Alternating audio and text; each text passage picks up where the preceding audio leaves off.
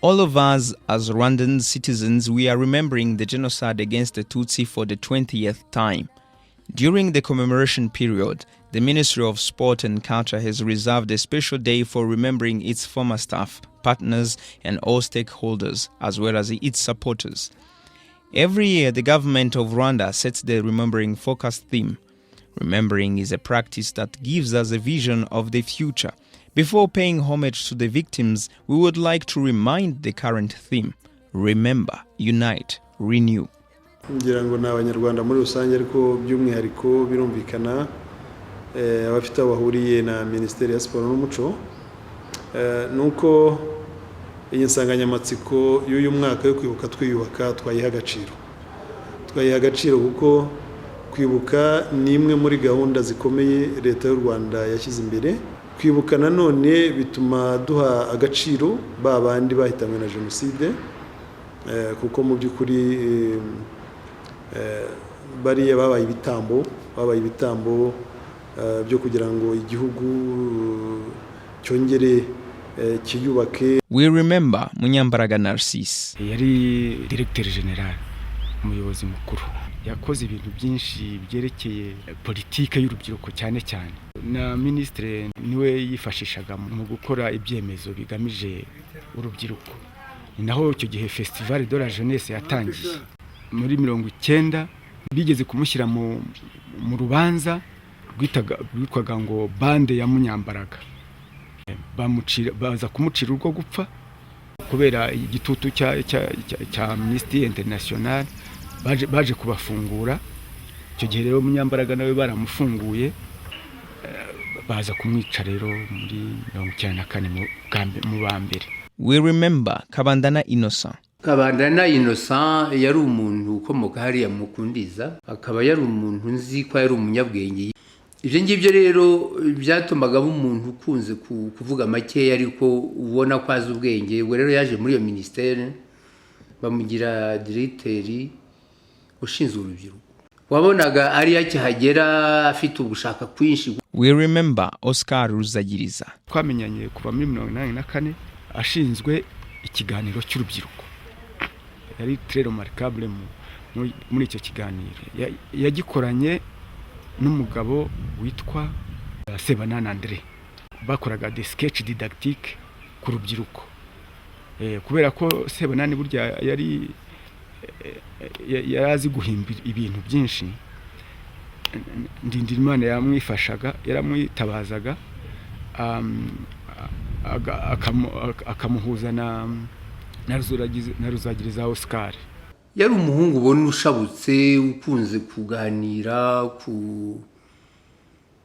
kuvuga ku bintu, akagerageza kubicukumbura. Ntiyagera ubwoba nubwo yari umwana kuko ariyo yarakirangiza. Urumva rero yari umuntu twese twamenye, ubona ko atanagira n'ubwoba.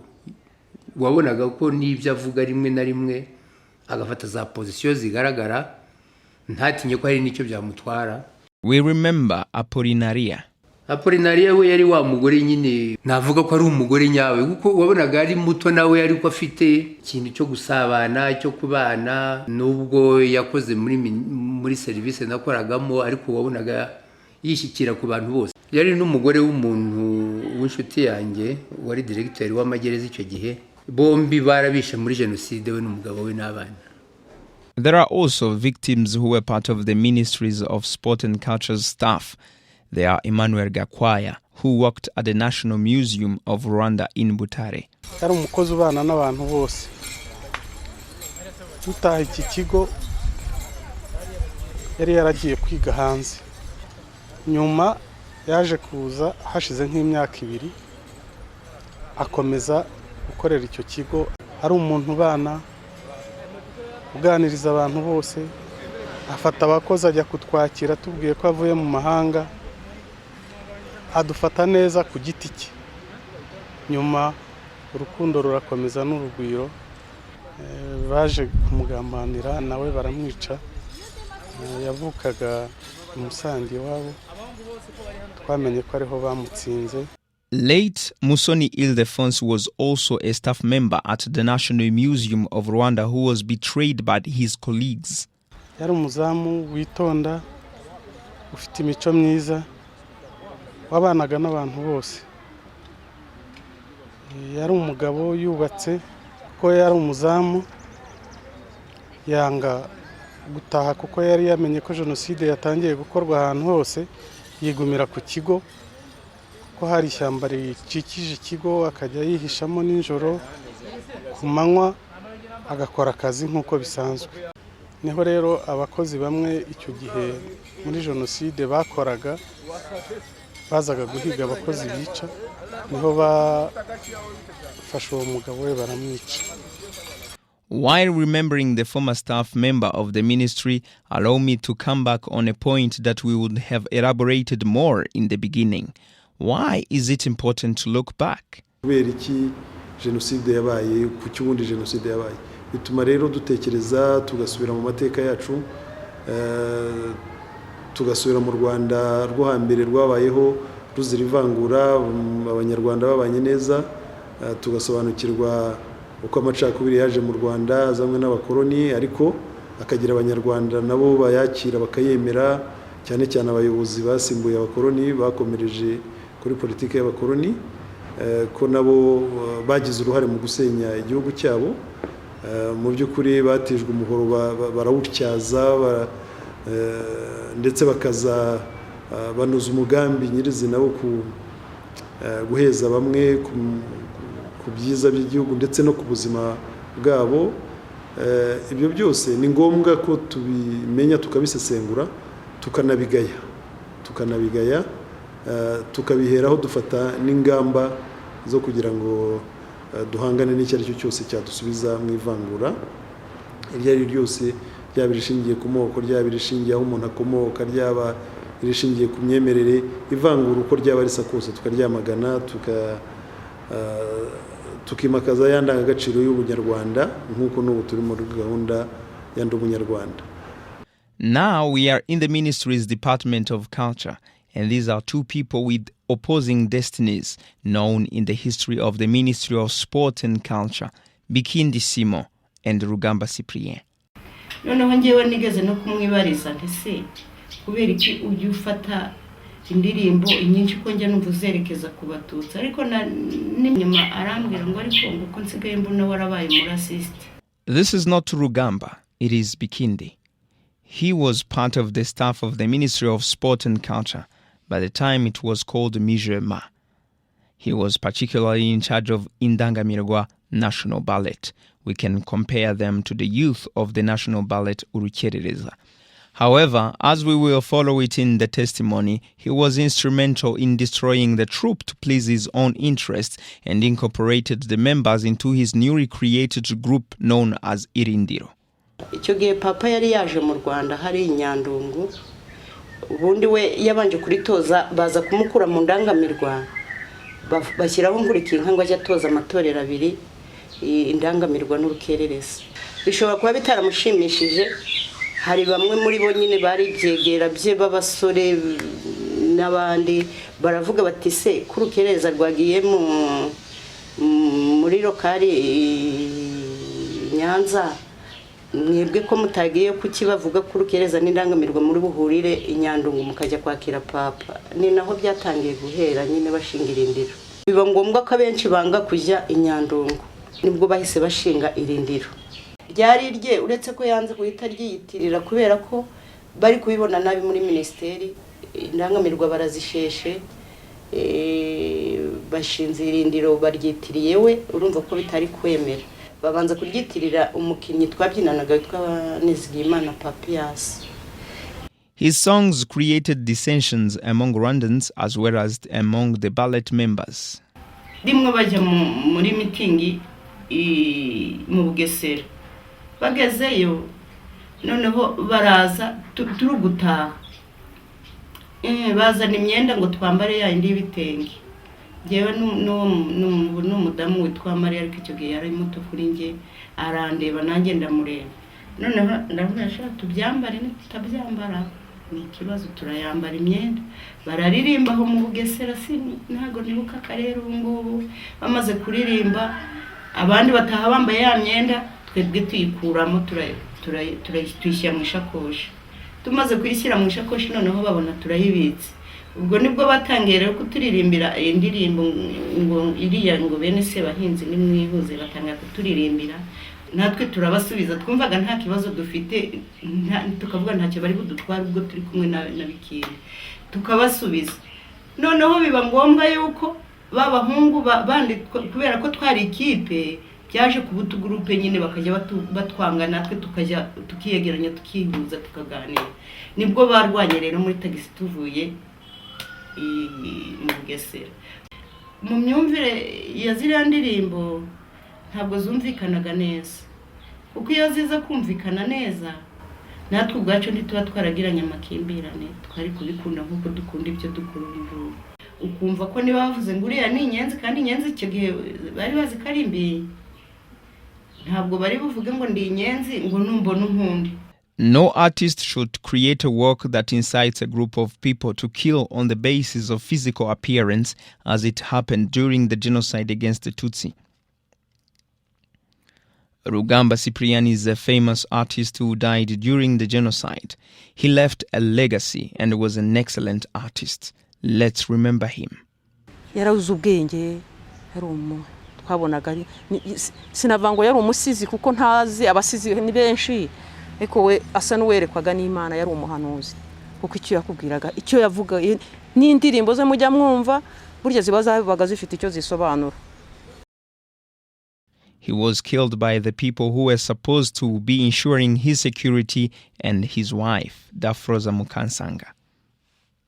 Uko mubizi yitabye Imana ku itariki ku munsi mbese navuga ko jenoside yatangiriyeho, itariki 7 y'ukwezi kwa 4 mu gitondo masaha ya saa 3. Uburyo ntakubwira mbese ngo ijoro rye nyuma ryari imeze uretse ko gusa twavuye kuri telefone aho narindi yarampamaye kuri fixe ambwira uko bimeze ikigage nari Butare. Icyo nzi cyo yari umuntu turetse n'iby'umuco, yari umuntu ukunda amasengesho cyane ku buryo nzi ko ijoro rye nyuma yari maze muri chapelle, afite chapelle mu rugo, yari maze asenga na mama n'abavandimwe banjye. Abamwishe nawe wagiye kubakingura kuko n'abasirikare. Rugamba Cyprien is known to be an intelligent and devoted man. Before they would kill him, he went through so much trouble. Avuye muri Neresi bamushyize muri Ortepeni, bamushinga ibyerekeye umuco. Yakoranaga na Minisitiri Ndindirimana nk'uko bakoranaga akiri umuyobozi wa Neresi. Akazi yakoraga kose baragafatanyaga nko gukora za preface, ariko kubera ko yari persona non grata ntabwo bemeye ko ibihangano bye babitangaza. The people he mentored remember him in grief. Gamba tubana gutya aradukunda, umuntu tutari twari tuzi bizaba nuko Rugamba bukeya tuva maragenda arapfa, nuko twabanye neza cyane, nta kibazo twagiranye nawe. Ikibazo twagiranye nuko yatuvuyemo akagendana n'uyu iyo ntimbika bizatwica. Umuryango ugasugira, urukundo nirwogere, urukundo nirwogere, urukundo nirwogere, rusange n'abatarugira, urukundo nirwogere. While Bikindi's work incited divisions among Rwandans, Rugamba's were intended to allow them to live in harmony together. Tuvuge nk'abana yareze, ntituvango ntitwavaga indimwe, twavaga indimwe ari abo yari yibyariye mu ndaye, ari natwe abari bahahuriye, ntiwazaga ngo ubone itandikanyirizo. Ntitwanamwitaga directeur, twamwitaga papa. Yari afite urukundo ruhagije, atari rwa rundi rubereye, kuko yakundaga abantu bose kimwe. Yabivuze mugenzi wanjye kw'abakobwa, abahungu babo bahaga bakabita bashiki bawo, natwe tukaba tuzi ko ari basaza bacu. Twaba twatabaye, gutabara no kuvuga ko twagiye gukina twabyitaga itabaro, abahungu bakatwubaha cyane. Ntabwo umwana w'umuhungu yicaraga, umwana w'umukobwa ataricara. Ni ibintu byari bizwi, ni ibintu yari yaradutoje kubera kubaha cyane. Natwe muri ba bana batoya, nta muntu muto wicaraga umukuru atarabanza kwicara. Dance troupe members from Amasimbi and Amakombe who were unemployed were taught by Rugamba Cyprian in vocational training centers. This was supposed to sustain them financially in case they would leave the dance troupe. That school exists up to date in Huye district in the National Museum. 2 years before their death, Rugamba Cyprian and his wife Dafroza Mukansanga had set up a charity that welcomed street kids called Maiwobo and trained them in the vocational professions. That charity organization is still there in Communauté de l'Emmanuel. He left a legacy of integrity. Bigaragarira cyane mu ndirimbo ze nyinshi nk'iyumvise nk'indirimbo yise Ntumpeho, ukareba indirimbo yise Umuti w'ubutindi n'ukwanga guhemuka, ukareba indirimbo yise Jya umenya gusaza utanduranije cyane. Ibyo byose ni bitwereka ko umuco wo kuba inyangamugayo, umuco wo kuba umunyarwanda nyawe nicyo kintu arashyize imbere cyane.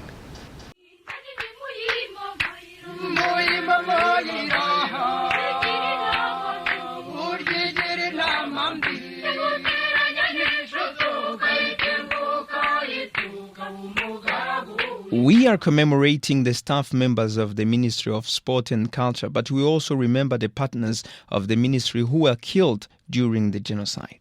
Uyu munsi ni Minisiteri ya Siporo n'Umuco, ariko yagiye ihindura amazina menshi n'izi nshingano zijya mu nzego zitandukanye za minisiteri zitandukanye.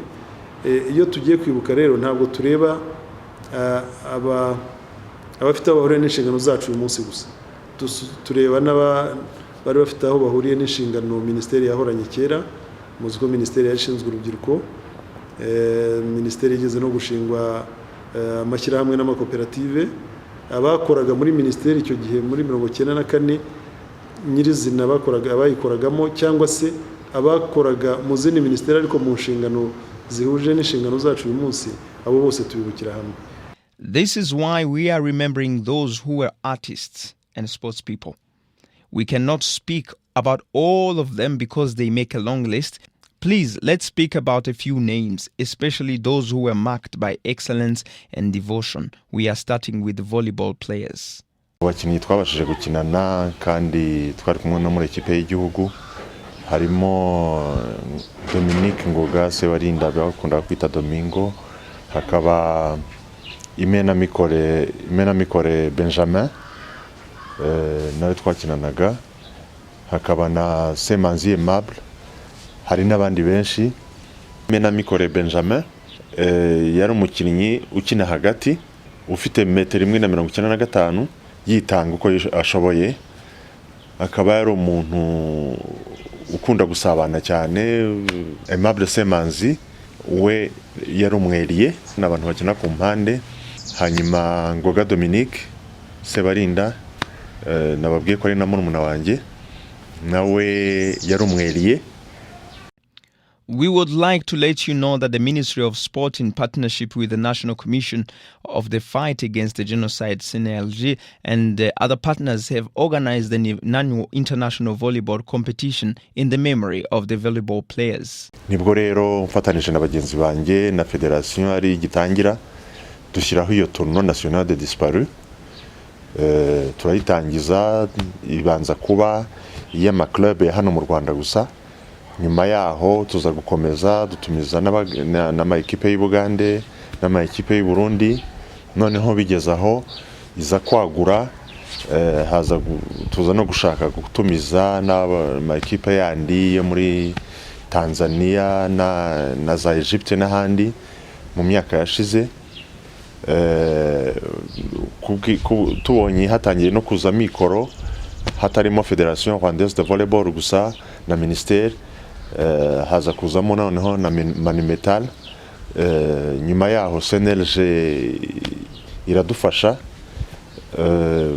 barakomeza none ubu igeze ku rwego rushimishije cyane, isigaye yitwa International Genocide Memorial Tournament. In basketball, we also record many genocide victims. Among the most famous is one of them, referred to as Gitsembe. Abatutsi muri 1994 hagati z'umuryango wa basket. Mu bo twibuka rero harimo abakinnyi benshi. Ikipe ya Espoir nabagamo yonyine ubwayo. Ikipe yacu yonyine ubwayo yabuze abakinnyi bageze kuri 18, 17. abo nibuka barimo ndetse na membre fondateur wayo ubona nawe naheraho nyakwigendera Kabayizaremo umwe mu bashinze ikipe ya Espoir muri 1963. Muri bo rero hari irushanwa rya tournoi Memorial Gisembe dutegura buri mwaka, twaryitiriye umwe mu bakinnyi twakinanaga wari ukomeye cyane witwaga Ntarugera Emmanuel alias Gisembe. All the sports disciplines have lost key people. The list of football players, coaches, and other people who devoted themselves to sport development but who also died during the genocide against the Tutsi is long. Among the people who devoted themselves to football, there is Gakuba Paul. Yahoze ari perezida wa Mukura, ni umusaza wayitangiye cyane ko icyo gihe bwo byari ni bihe binakomeye, mu by'ukuri ikipe barayitangiraga bakayitanga bakoresheje uburyo bwabo. Nababwira nk'urugero nkawe, hari n'igihe byabanga ngombwa yuko n'abakinnyi abacumbikiriwe akabagaburira akabambika akagira gute, ugasanga ibintu byose arabyikora bisa nkaho biri ku mutwe wiwe. Hari abakunzi bande, abantu nka Bangarambe Faustin, ba Masaborora, abantu nka Bakaitakire Atanazi, abantu nka ba Karenzi Pierre Claver Professor ngira ngo abenshi baramuzi, abantu nka Bansonera Pierre, abantu nka ba Ntagorama. Byaragaragaye yakundaga kuko biriya bya ikipe nuko bikunda, n'ubutabikunda ntiwabibonera umwanya. Nuba kujya ku kibuga buri munsi abantu bagiye muri entraînement ukahora wiyukipa ibintu byabo nuko ubikunda, kuko nta yindi nyungu umuntu afite. Kera nta rusuruse akenshi abantu mu makipe, urabona amakipe n'uturere tuyafasha, hari na za societe ziro zitangira gufasha, ariko kera abantu ni za cotisation n'abakundaga ikipe bayatangaga. Karinda Viateur worked as a close collaborator of the Ministry of Sport. Nawe twarakoranye muri projet yitwaga Sport pour tous, siporo ya bose. Karinda rero yarafitemo igice, Karinda Viateur yarafite igice cyitwaga kuzamura umupira w'amaguru. Njyewe navutse nyuma ya jenoside, nasanze papa yaritabye Imana. Byarambabaje cyane kuba ntarabashije kugira amahirwe yo kumenya umubyeyi papa umbyara, kandi kuba ntarabashije kugira affection paternelle kuko ntago nigeze mumenya, sinabanye nawe, sinamenye ibyo akunda, sinamenye ibyo yanga. Ariko nyuma yaho byaje kuntera imbaraga zo gukora cyane nkiga kugira ngo nzabashe kugira imbere heza, kugira ngo nzabashe gutera ikirenge mu cye. He is naturally known as a sport journalist specialized in football reporting. However, those who know him very well say about him that the ministry sought his advice on some of its projects, especially projects aiming at improving football. Ababashije kugenda bakurikira ibiganiro yakoraga bya siporo, ndetse n'abagendaga bakurikira wenda n'inyandiko yagiye akora. Hari igitabo yanditse cyavugaga ku byerekeranye n'amategeko y'umupira w'amaguru, ndetse n'abamuzi muri rusange muri siporo zitandukanye bitari n'umupira w'amaguru gusa. We learned that he is the person who initiated the project of building the Nyanza Olympic Stadium. The Ministry of Sport and Culture is mourning together with the families of those who died in the genocide against the Tutsi.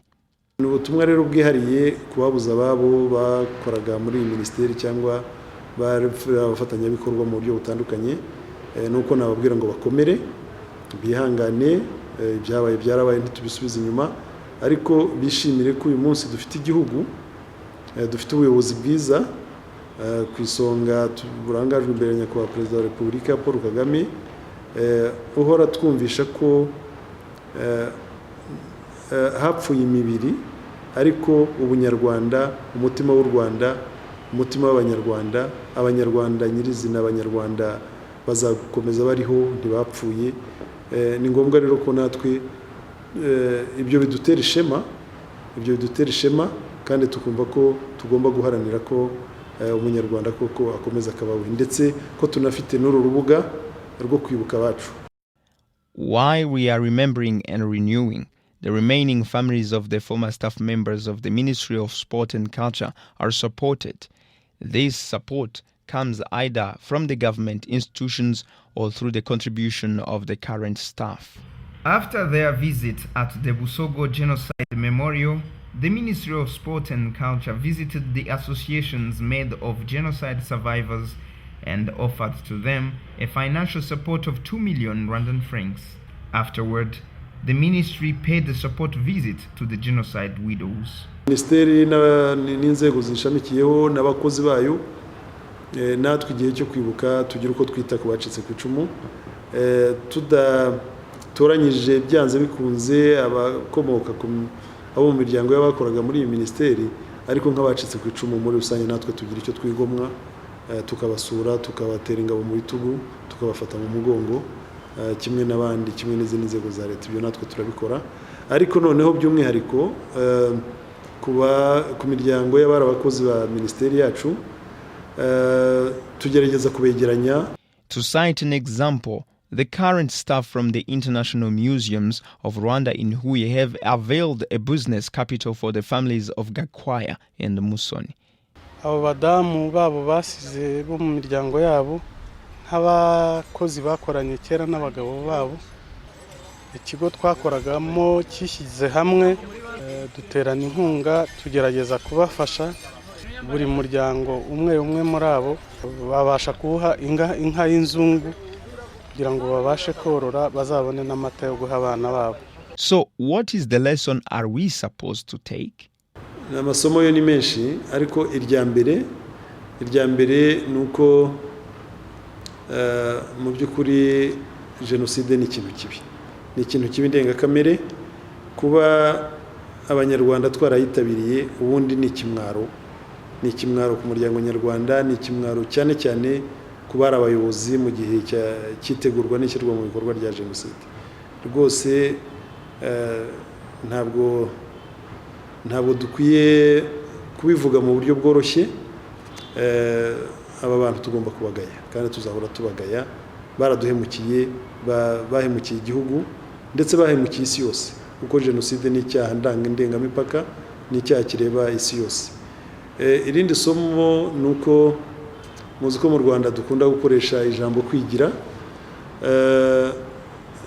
Isomo rindi ririmo rikomeye nuko umuryango mpuzamahanga watereranye u Rwanda mu gihe cya genocide, ariko abanyarwanda bazima, abana b'u Rwanda, bamwe mu bana b'u Rwanda nabo baharaniye yuko iyo genocide yihagarara, n'abanyarwanda ubwabo bayihagaritse. Ni isomo rikomeye cyane ndetse ntekereza ko byanadufashije kwiyubakamo bwa butwari bwo kumva ko icyo twashaka twakigeraho nk'abanyarwanda. Nkaba numva rero ayo masomo yombi yajyanishije uyu munsi urebye aho tugeze mu rwego rwo kwiyubaka no kwihesha agaciro duharanira kwigira, dushyize hamwe n'iyo haza abanyamahanga bafite imbaraga zingana gute, tukomeje turi bamwe nk'abanyarwanda ntabwo bashobora kongera kuducamo ibice nk'uko babikoze ngo tumarane turyane ngo bishoboke. We should speak as one and fight for it, saying that genocide never again.